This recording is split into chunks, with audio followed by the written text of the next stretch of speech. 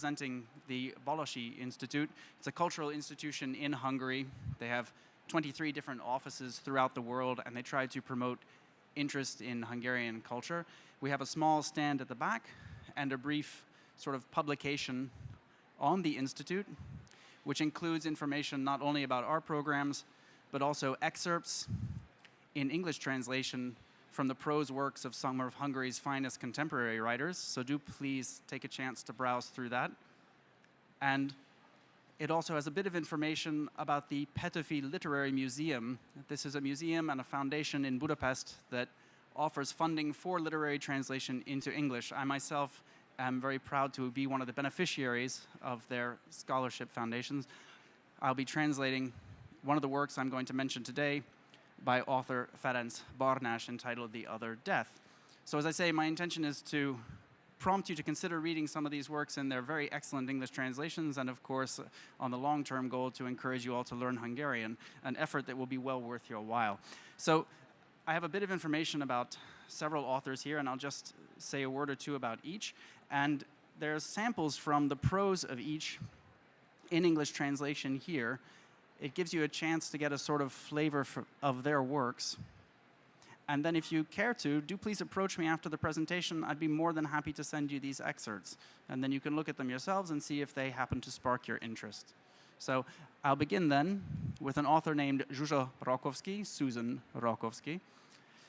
She is, as this brief biographical sketch tells you, one of the most distinctive and I think significant authors of contemporary Hungarian literature, both a poet and an author of prose. She has a stunning novel, a good 450-page novel, her first, entitled The Snake's Shadow, which in fact is now being translated into English and is looking for a worthy publisher. It sold very well in Hungary and has been through several editions. And the author, Susan Rakowski, has won every literary distinction you can win within Hungary. The novel has been translated into German as well and has done very well in its German translation. Here is a brief sort of an excerpt from her novel, which you can glance at. And you can see she cultivates a very elegant style, reminiscent of some of the finest 19th century prose. One of the reasons I'm a great fan of her work is that she is a writer whose works cannot be read quickly, so you cannot sit down and speed through her novels. And I very much enjoy having a writer who actually expects me to take time when I sit down and crack the pages of her book. It's very, very meditative, but it's also very, I think, seductive and captivating. As I say, I have all of these excerpts, and I'd be more than happy to share them with anyone interested. I think she is one of the most captivating writers in Hungarian literature and all the literature that I know today. And I would be very excited to see her works meet with the same interest among other readers. The second author I'd mention, an author named Ferenc Barnás, and a book of his entitled The Other Death. It's a very, very interesting exploration of a man who is undergoing a psychological breakdown. It sort of explores his paranoia, the way in which he cannot help but see the world as a kind of stage on which he is being hunted by his persecutors. Barnás has several novels, a couple of which have actually been translated already into English by the outstanding translator Paul Ocsváry. For instance, a novel entitled The Ninth, which, as I note here, offers a child's eye view of socialist Hungary. It's about a child who is the ninth child in his family, living with very modest means. That, as I say, has been translated. Another work of his entitled The Parasite has also been translated by Paul Ocsváry. It's a very fascinating work, worth glancing into, and his Other Death will be coming out soon in my English translation, so I do hope that that too would meet with interest. Yes, as I say, here are some of the translations. And a bit of an excerpt. It suffices to say, perhaps, that this entire excerpt is one sentence as this man rambles through his sense that the world around him is pursuing him. So he simply cannot escape from the notion that he is the victim of persecution. And the whole novel is about, essentially, his mental collapse. And as he begins to collapse, the style becomes more and more disorganized. Another novel, this is a fantastic novel. It, too, is already being translated into English and is seeking a worthy publisher by author János High, entitled The Kid. plays in particular on the dramas in Hungary between children who grow up in rural environments where there are very limited opportunities and children who grow up in the capital city, Budapest. 1/5 of the population of Hungary lives in Budapest. So the arts, education, these things are thriving in Budapest, whereas in parts of the countryside, there are very few opportunities. This child attempts to make a career for himself by moving to Budapest and essentially finds himself unable to escape the limitations of his upbringing.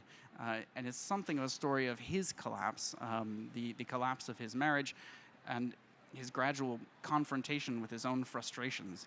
The style is extremely captivating in part because it's very much a vibrant style of how Hungarian is spoken today. So it's being written in how you would expect Hungarian to be spoken by a child today, full of slang, full of very colorful profanity even, and this makes it a very engaging reading. The English translator is working hard to preserve all of these things in the English translation as well.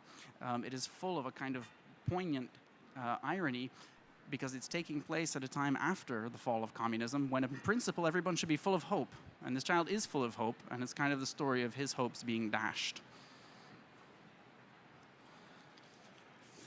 Oh yes, I love this excerpt so much that you'll forgive me if I read it. It's such a wonderful excerpt. The kid had picked this girl out, the one that with his looks he had no hope of getting.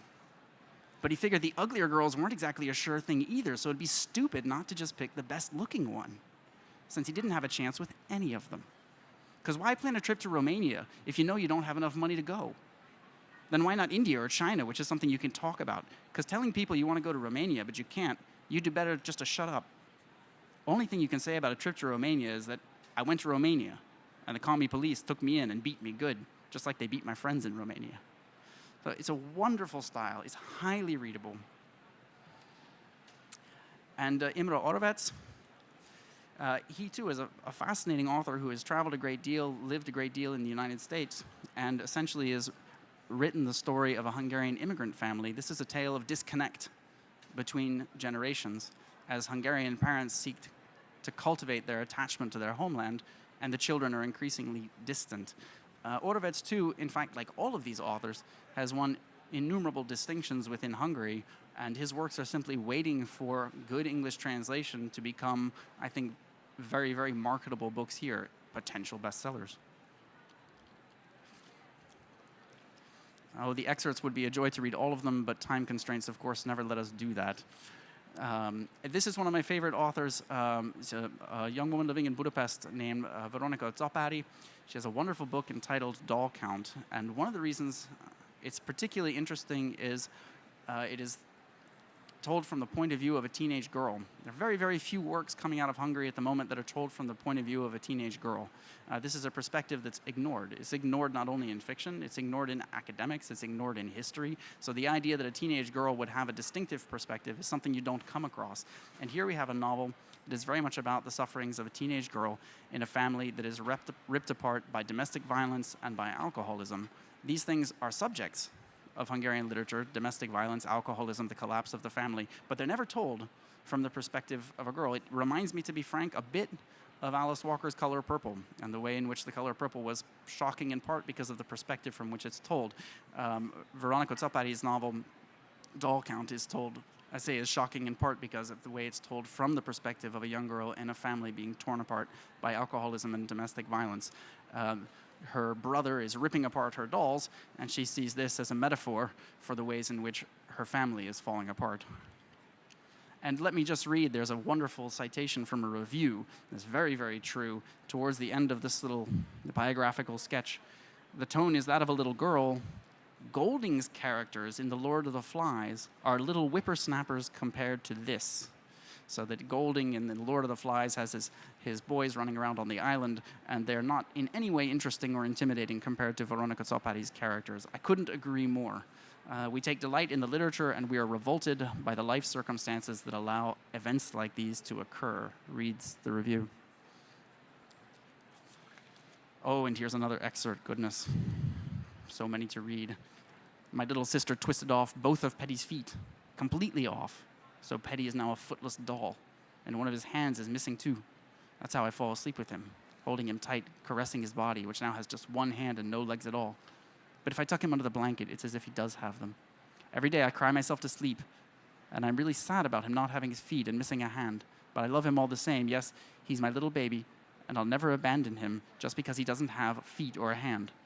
Mommy threw Petty away in the trash one day, saying we don't need good-for-nothing dolls like that cripple. And this takes us back a little bit in time away from contemporary Hungarian literature. It's an absolutely superb novel by a 19th century Hungarian author that I have for years wanted to make into a screenplay because it would make such an excellent movie. It has love, betrayal, murder, assassination. It's a superb novel, and the author's style, I think, is absolutely enthralling. He's one of the best known of Hungary's 19th century authors, and crying for translation into English, simply crying for it because it's so very good. Let me just read one moment here. This is a man reflecting. He has just killed one of his enemies, and he is now reflecting on the fact that this is the first time he's killed anyone.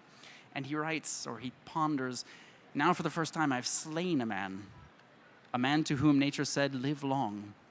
Little worms will bore their way into his lips, and others will lay eggs, found their families in the chambers of his heart. What a strange cast of the dice fate has thrown for our world, which is the worst of all possible worlds, a lascivious whore. Poor man, yet he attacked me.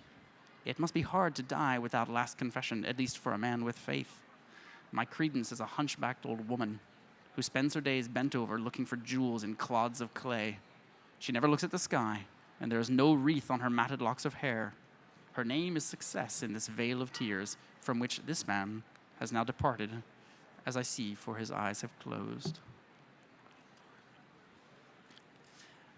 This is another author, a fine 20th century Hungarian author. Several of his novels have been translated with great success into English, including, for instance, a novel entitled Sunflower. I recommend it very strongly. You crack the pages of Sunflower, you won't be able to put it down. You will be late for your train if you pick this book up.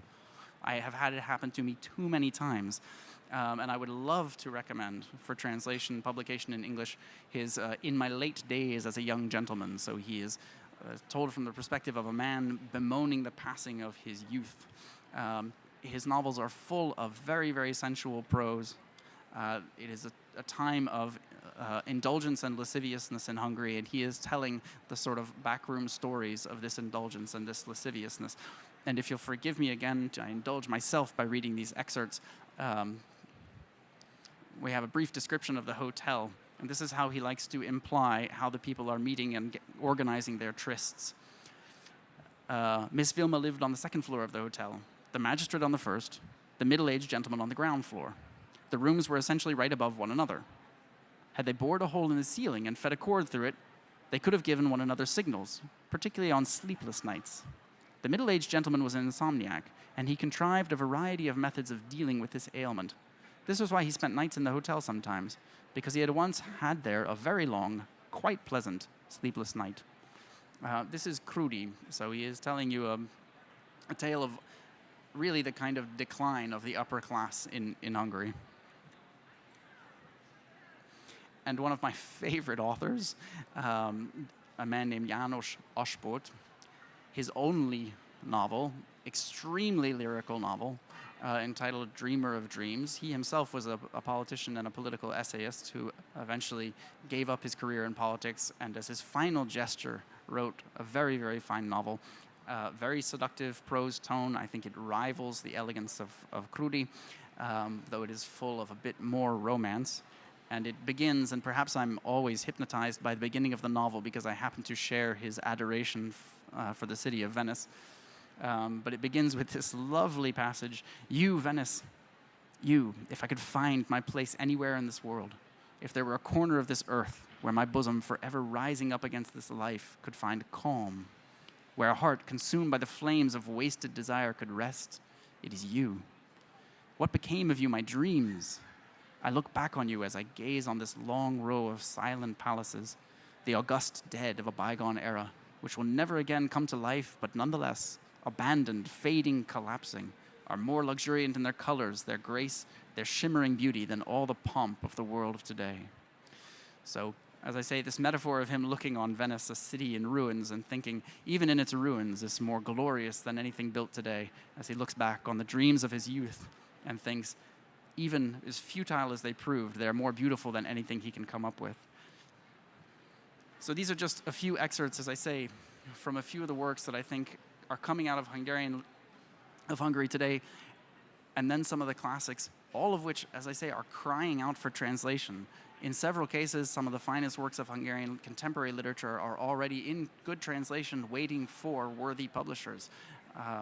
These are things that you have world-class novels that are simply waiting for a publisher to kind of give them a chance abroad. And I say this, I think back to about 2007, when I was writing a lot of articles I wrote several articles and studies on the prose and poetry of Herta Müller. And I kept being sort of stunned that this novel, Herta Müller, was not meeting with any recognition. And then in 2009, she won the Nobel Prize. And I thought to myself, in 2007, I was encouraging publishers to publish her works in English translation, and none of them did. None of them bought, and they should have.